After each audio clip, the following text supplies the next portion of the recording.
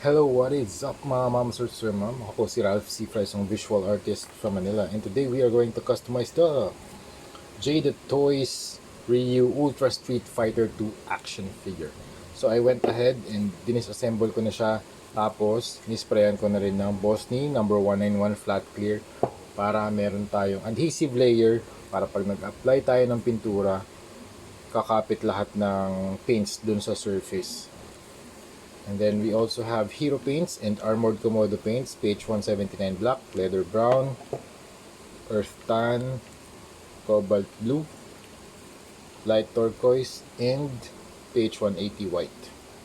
Tapos ito na may mga brushes na gagamitin natin for customization. Okay, first let's do the base coat para dito sa kanyang arm guards or arm gauntlets.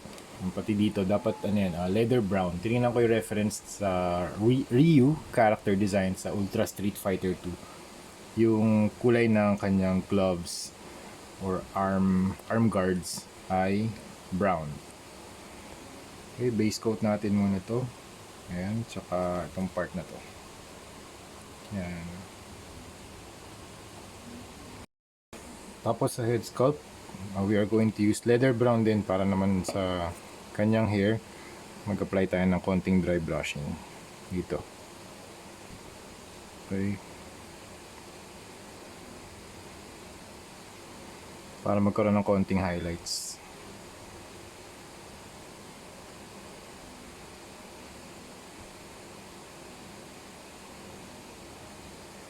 After naman ng leather brown, we are going to use page 109 earth tan for highlight number 2. Extra highlight natin para magkaroon ng contrast yung kanyang hair and dito rin sa gloves. Okay. Let's add dito sa top part kasi dyan nasisinagan ng yan yung source of light natin mula sa taas.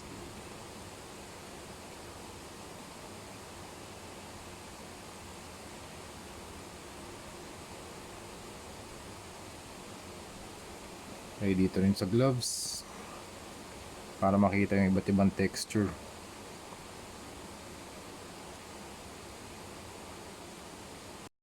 For the skin tone naman, we are going to use medium skin tone and leather brown.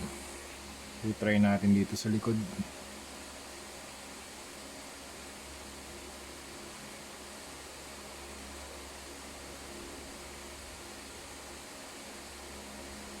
Mas light pa ng onte.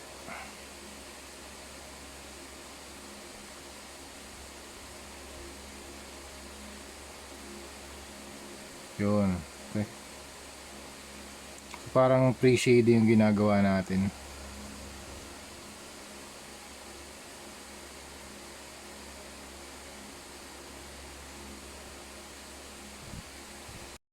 Okay, para naman sa body highlights, we are going to use basic skin tone and medium skin tone.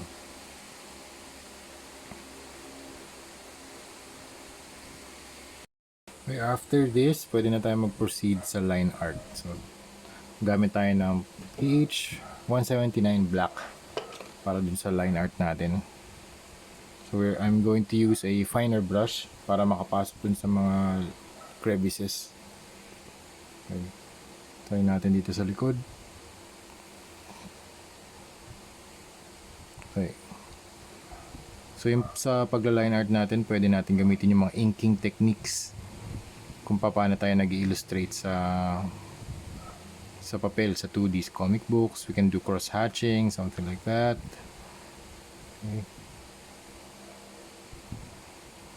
Ito very gestural lang na hindi naman siya super clean talaga. Ayan.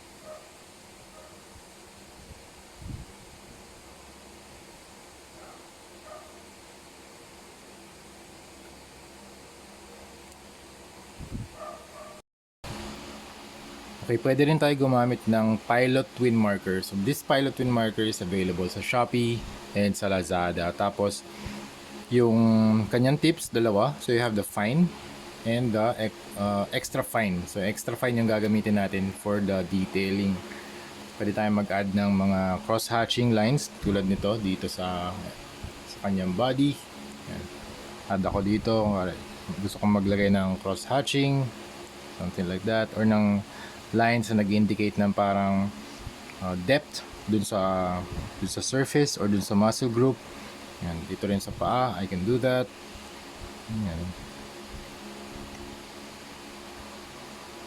Parang mas deep yung area na yun or yung muscle na yun. You can add some lines tulad nito dito sa side. You can extend yung mga paint na ginawa natin kanina. Yan. Dito rin sa likod, nag-apply na din ako. So, pwede ka rin mag-add dyan. So, from the paint, pwede kang you can also add some lines, mas finer lines. Kasi yung kanina, mas broad na strokes eh. Ito mas fine na talaga. Dito rin sa paa, you can add. Yan, depende na yun sa inyo kung gaano nyo ka-detailed na gusto maging, kung ano yung itsura ni Ryu for you. Kung ano yung gusto nyo maging itsura ni Ryu based dun sa technique nyo on how you draw comic book sa paper. So kunwari dito sa papel, kunwari ito yung shape, di ba? You can do shading. Yan. The farther the lines, ibig sabihin mas lighter yung nandito yung source of light. Source of light. Yan. Tapos kapag cross-hatching naman, pwede rin, di ba? You can do cross-hatching. Source of light mo dito din. Ibig sabihin, mas darker pa rin dito. So, yun, you can do that. You can do these kinds of lines. Yan. Pag circular naman, you can do this. Yan.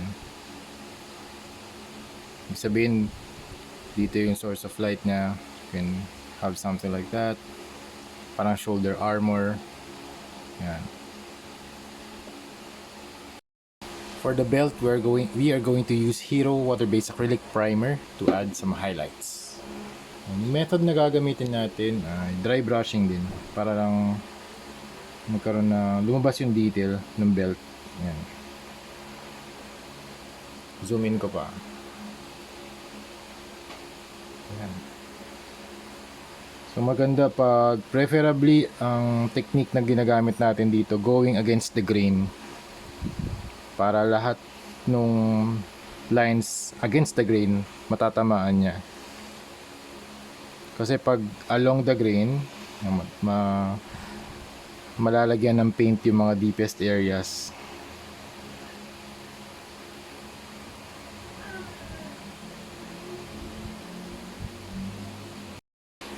Okay, tapos na tayo sa kanyang body. Proceed na tayo sa kanyang clothes or yung kanyang suit or yung uniform. Since yung sculpt ni Jada Toys, ang ganda ng pagkakagawa ng mga softer na plastic. May mga lines dito, mga ma'am sir. Yan. Susundan natin yan. Diyan tayo maglalagay ng mga grays para magkaroon ng depth. Yan. So ito yung gagamitin natin, gray tsaka white paghaluin natin. Okay, pwede tayo mag-apply ng gray to add depth. The way this soft plastic behaves is like a real cloth. Super ganda ng ginawa nila dito na parang siyang drapery talaga. Parang sinuot talaga ni Ryu.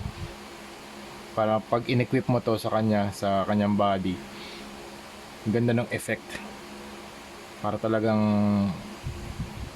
nakasuot or naka-sculpt sa kanyang body. Tapos ang maganda rito mga ma'am sir, ano siya, removable, 'di ba? Angas ng concept din eh. Tsaka na-execute nila ng maayos. Yan. So ganito yung level 1 na shading na gusto natin ma-achieve. And then i-apply din natin siya dito sa pants. Kung gusto niyo lagyan ng mas darker shade, pwede rin.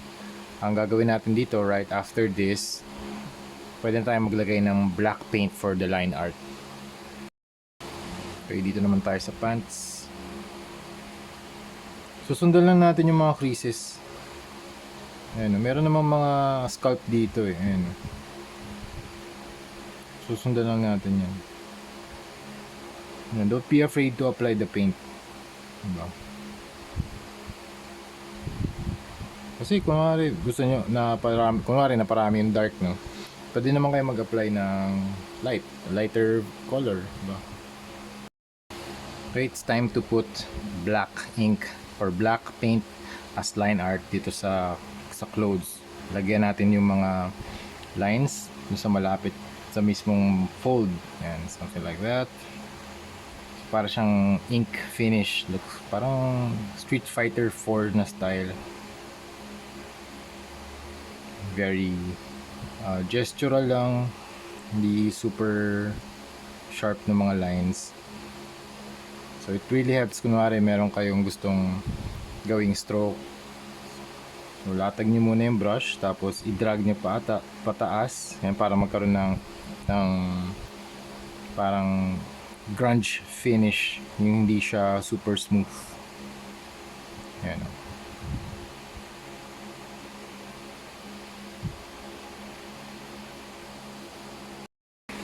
And next step, pwede tayong mag-apply ng white for additional highlights.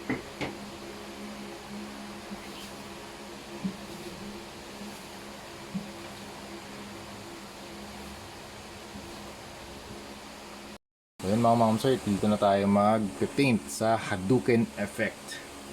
Si Ryu, na-sprayan na natin ng Bosny Flat Clear. So pinapatuyo na natin siya sa ating drying station.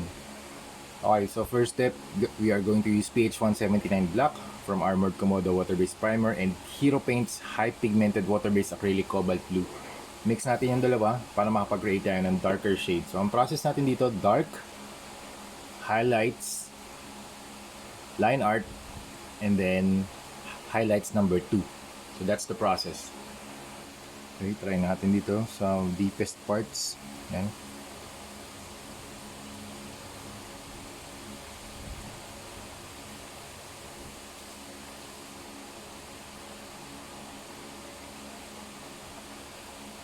Okay, next, apply na natin yung mga highlights. So, pwede tayo mag-start dito sa center. And then we pull down. So, dito kasi yung pinaka-brightest na part ng Hadouken or ng fireball. Okay, after nito, mag-apply na tayo ng line art using black paint.